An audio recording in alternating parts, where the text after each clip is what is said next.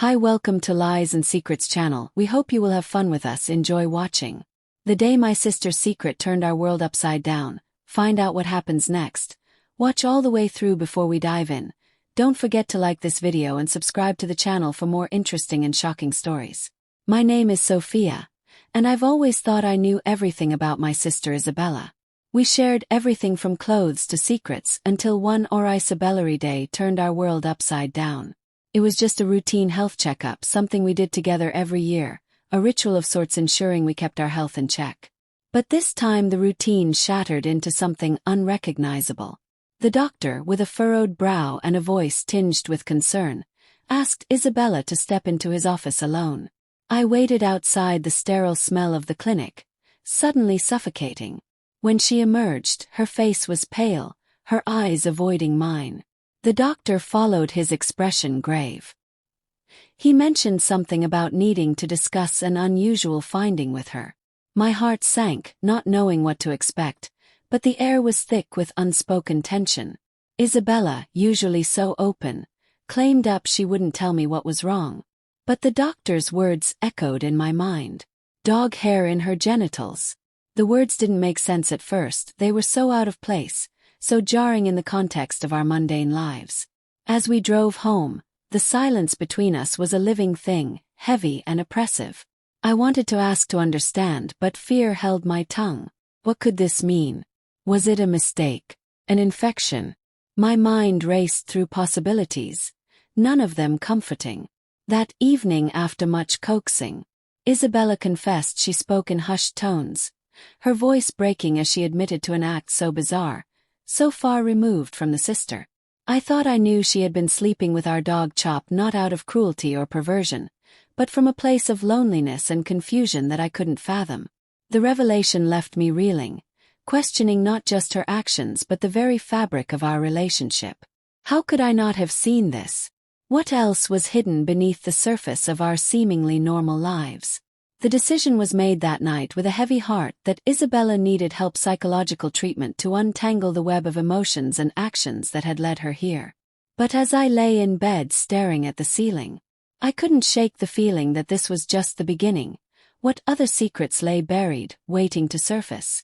The trust one had in my sister, in the stability of our family, was now a fragile thing, and I was left to wonder what would happen next. The next morning the house was eerily quiet. I found Isabella in the kitchen, her movements mechanical. As she prepared breakfast, the usual chatter was replaced by the clicking of dishes, each sound amplifying the tension that hung between us. I watched her trying to reconcile the sister I knew with the person who had confessed such a disturbing secret.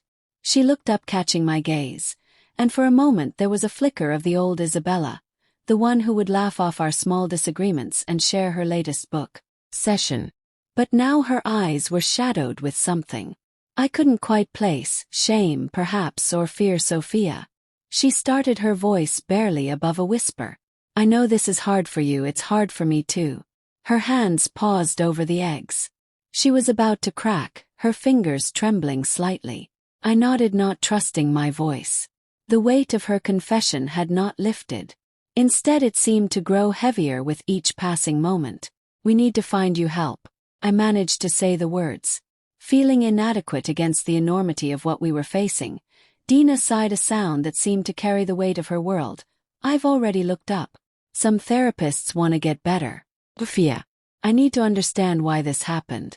The conversation was cut short by the sound of our parents' voices as they entered the kitchen. They were oblivious to the storm brewing beneath the surface of our family life. Their cheerful greetings felt like a mockery of our current reality. Morning, girls. Dad's voice boomed, his usual morning cheer grating on my nerves today. Mom followed, her smile warm, unaware of the turmoil in her daughters' lives. We managed to get through breakfast, the normalcy of the routine almost suffocating in its pretense. Every laugh, every casual remark about the weather or the news felt like a lie. I could see Isabella struggling too. Her responses delayed, her smiles forced. After our parents left for work, the silence returned more oppressive than before. I decided to tackle the day's chores, hoping the mundane tasks would provide some semblance of normalcy. As I vacuumed, my eyes fell on Chop, lying in his usual spot by the fireplace. He looked up at me with those innocent, trusting eyes, and a pang of guilt mixed with confusion hit me. How could something so pure be involved in such a dark secret? Isabella appeared at the doorway watching me. "I'll call the therapist today," she said, her voice steadier. Now, perhaps bolstered by the decision to seek help. I turned off the vacuum, the sudden quiet, amplifying the gravity of her words. "Do you want me to go with you?" Yes. Feeling the need to support her yet unsure how to bridge the gap that had formed between us, she nodded a small, grateful smile, touching her lips. "Think I'd like that." As we planned the logistics, I couldn't help but feel that this was just the tip of the iceberg. Our lives, once so predictable, were now a series of questions and uncertainties. What would the therapy reveal? How would it change our relationship? And most importantly, could we ever return to the way things were? Or was this the beginning of a new, uncharted path for both of us? The days following Isabella's confession were a blur of tension and forced normalcy. We went through the motions of our daily lives, but the undercurrent of our new reality was palpable. Each morning I watched Isabella as she prepared for the day. Her movements still mechanical, her eyes often distant. The therapy appointment loomed over us like a storm cloud, promising both relief and the potential for more upheaval. The day of the appointment arrived, and the drive to the therapist's office was silent. The only sound, the hum of the car engine. I glanced at Isabella, her face a mask of resolve mixed with fear. "It's going to be okay," I said, trying to reassure both her and myself. She gave a small nod, her lips pressed into a thin line. The therapist, Dr. Emma, had a warm office filled with soft colors and gentle lighting designed to put one at ease. Yet the atmosphere felt heavy with the weight of our secrets. After introductions, Dr. Emma asked Isabella to share what brought her here. Isabella's voice was shaky as she recounted her actions, the words coming out in a rush, as if she feared they might choke her if she held them back. Dr. Emma listened intently, her expression one of professional concern rather than judgment. "It's important to understand," Dr. Emma began gently, "that behaviors like these often stem from deeper emotional or psychological issues. We'll explore these together, Isabella, but it will take time." The session continued with Dr. Emma probing gently into Isabella's feelings of loneliness, her relationship with our parents, and her social interactions. Each question seemed to peel back another layer, revealing the complexity of Isabella's inner world. I sat there feeling like an intruder in my sister's mind, yet also a necessary witness to her healing. As we left the office, Isabella seemed both lighter and more burdened. "She wants to see me twice a week," she said, her voice flat but with a hint of hope. "I'll be here for you," I replied, squeezing her hand. But even as I said it, I felt the strain of our new dynamic. How could I support her without letting my own confusion and discomfort show? Back at home, our parents noticed a change. "You girls seem quieter lately," Mom remarked over dinner. "Everything okay?" Isabella and I exchanged a look, a silent agreement to keep our secret for now. "Just tired," I answered, forcing a smile. The days stretched into weeks, each therapy session revealing more about Isabella's struggles.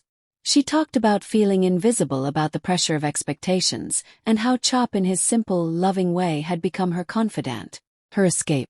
It was hard to hear, hard to reconcile with the sister. Thought I knew. One evening as I was about to leave for a date, Isabella stopped me at the door. "Can we talk?" Her voice was small, hesitant. "Course," I said, my plans forgotten in the face of her need. She led me to her room where she had set up a small space with pillows and blankets, a makeshift therapy area. "I've been thinking a lot about what Dr. Emma said about communication and boundaries." She started, her eyes searching mine for understanding. "I've been so closed off, Sophia. I didn't know how to tell you, how to tell anyone." I sat down beside her, feeling the weight of her words. "I'm here now, Isabella, we can work through this together." She nodded, tears brimming in her eyes. "I need you to know I'm not okay, but I'm trying and I'm scared. Sophia, scared of what this means for us, for our family." The vulnerability in her voice broke something inside me. "We'll figure it out," I promised, pulling her into a hug. "We're sisters, we'll get through this." But even as I held her, I couldn't shake the feeling of an impending shift in our lives. The therapy was helping, yes, but it was also unearthing truths that might change everything. How would our parents react when they found out? Could our family withstand this revelation? And what about me? How would I reconcile my love for my sister with the shock of her actions? As the weeks turned into months, the sessions continued, and with each one the complexity of Isabella's situation became clearer. Yet the path forward remained obscured by the shadows of our past and the uncertainties of our future.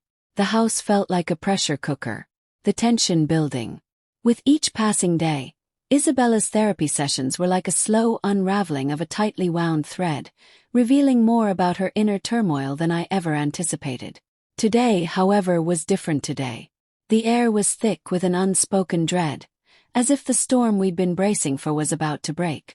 Isabella sat at the kitchen table, her fingers tracing the rim of her coffee mug, lost in thought. I could see the weight of her sessions pressing down on her, the burden of her revelations to Dr. Emma, now shared with me. "I've been thinking," she said, her voice barely above a whisper, "about telling Mom and Dad." The words hit me like a physical blow. The secret we'd kept, the one that had been eating away at us, was now threatening to spill over into the rest of our family's lives. "Are you sure?" I asked, my voice tinged with both fear and relief. The idea of our parents knowing was terrifying, yet the burden of secrecy was crushing. Isabella nodded, her eyes meeting mine with a resolve I hadn't seen before. "Dr. Emma says it's important for my recovery. They need to understand, Sophia. I need them to understand." The thought of our parents' reaction sent a chill down my spine. Would they understand? Could they, or would this revelation shatter the image of the perfect family we'd all tried so hard to maintain? "I'll be there with you," said, the words coming out more confidently than I felt. "We'll do it together." The day we chose to tell them was one of those crisp autumn days, the kind where the leaves crunched underfoot and the air smelled of change. We waited until after dinner, when the dishes were cleared and the house had settled into its evening quiet. "Mom, Dad, there's something we need to talk about." Isabella started, her voice steady, but her hands betraying her nervousness by clinching the fabric of her dress. Our parents exchanged a look, the kind that parents do when they sense something is amiss. Dad's jovial demeanor faded, and Mom's usual warmth seemed to cool into concern. Isabella took a deep breath, and I felt my own heart pounding in my **T. "I've been seeing a therapist because I've been dealing with some issues, serious issues." The room seemed to shrink, the walls closing in as the weight of her confession hung in the air. Our parents' faces were a mix of confusion and worry. "What kind of issues, sweetheart?" Mom asked, her voice gentle, yet I could hear the tremor of fear. Isabella looked at me, seeking strength, and I gave her a small, encouraging nod. "I've been engaging in behaviors that aren't normal. I've been intimate with silence, a deafening, all-consuming silence." Dad's face went from confusion to shock, his mouth opening but no words coming out. Mom's hand flew to her mouth, her eyes wide with disbelief. "How could you?" Dad finally managed, his voice a mix of anger and hurt. Isabella's eyes filled with tears, her voice breaking as she explained, "It's not what you think. It's not about cruelty or anything perverse. It's about feeling alone, feeling invisible. I've been struggling and I didn't know how to reach out." Mom's expression softened, her maternal instincts kicking in, but the shock was still palpable. "We are here for you, Isabella. We always have been. Why didn't you tell us?" "'Cause I was ashamed," Isabella admitted, her voice a whisper. "Now I didn't want to disappoint you." The conversation that followed was raw, filled with tears, apologies, and a lot of confusion. Our parents, though shocked, tried to understand, to grasp the depth of Isabella's pain. They promised support, therapy, whatever she needed. But beneath their words, I could see the cracks forming in the foundation of our family. As we sat there, the reality of our situation sinking in, I realized that this was the climax of our ordeal. The secret was out, the truth exposed, and now we were all standing at the precipice of a new, uncertain future. Isabella reached for my hand under the table, squeezing it tightly. "Thank you," she whispered, her voice thick with emotion. I squeezed back, feeling the weight of our shared journey. "We're in this together," I whispered back. The room was silent, the kind of silence that feels like it could swallow you whole. Our parents' faces were a storm of emotions. Confusion, hurt, anger, and beneath it all a deep, aching concern. Mom was the first to break the silence, her voice trembling. "Isabella, sweetheart, we just want to understand, how did this happen?" Isabella's eyes were pools of regret and fear, but she held my gaze, drawing strength from our silent pact. Felt so alone. Mom, so invisible. It wasn't about hurting anyone or anything. It was about feeling something, anything, when I felt nothing at all. Dad's face was a mask of pain. His usual jovial nature replaced by a somber gravity. "But why didn't you come to us? We could have helped you." Tears streamed down Isabella's face, her voice cracking under the weight of her confession. "I was scared of what you'd think, scared of losing you. I didn't know how to tell you without breaking everything." The room seemed to contract, the air thick with the gravity of our family's unraveling. I could see the conflict in our parents' eyes, the struggle between their love for their daughter and the shock of her actions. "I've been seeing Dr. Emma," Isabella continued, her voice steadier now, "and she's helping me understand why I did what I did. It's not just about me. It's about all of us, our family, our expectations, the pressure to be perfect." Mom reached out, her hand trembling as she touched Isabella's. "We love you, Isabella. We might not understand now, but we want to. We'll do whatever it takes to help you through this." Dad, still grappling with his emotions, nodded slowly. "Yes, we'll get through this together. But Isabella, you need to know this changes things. We need time to process, to heal." The acknowledgement of change, the admission that our family would never be the same, hung in the air like a heavy fog. I felt a surge of relief mixed with sorrow. The secret was out, but at what cost? Isabella's hand found mine again, her grip firm. A silent thank you for standing by her. "I know," she whispered, her voice barely audible. "I'm sorry for everything." The conversation shifted then from shock to a tentative plan for moving forward. Therapy for Isabella, family counseling, and an unspoken agreement to try and rebuild what had been shattered. As the evening wore on, the initial shock began to soften into a resolve to support Isabella. Our parents, though visibly shaken, promised to learn to understand and to help her heal. "I'll make some calls tomorrow," Dad said, his voice firm, a hint of his old self returning. "We'll find the best help available." Mom nodded, her eyes still red, but now filled with a determination that was both comforting and heartbreaking. "And we'll be there for every step. Isabella, we'll figure this out as a family." The night ended not with resolutions or promises of quick fixes, but with a fragile hope, a commitment to face the storm together. As I watched my parents embrace Isabella, I realized this was not just her journey, but ours. The climax of our story wasn't just about the revelation of her secret. It was about the choice we all made to confront it, to love through the pain, and to seek healing in the ruins of our once normal life. In that moment, the future was uncertain, but for the first time in weeks, it didn't feel entirely bleak. We were broken, yes, but not beyond repair, and as I held on to my sister, I knew that whatever came next, we would face it together as a family, with all its imperfections and unconditional love. As the weeks turned into months, the rhythm of our lives began to shift. Dina's therapy sessions with Dr. Emma became a regular part of our schedule, a beacon of hope in the otherwise tumultuous sea of our family's emotions. Each session seemed to peel back another layer of Isabella's struggles, revealing not just her pain but also the resilience of our family bond. One crisp evening after another session, Isabella and I sat in the car, the silence between us now less oppressive, more reflective.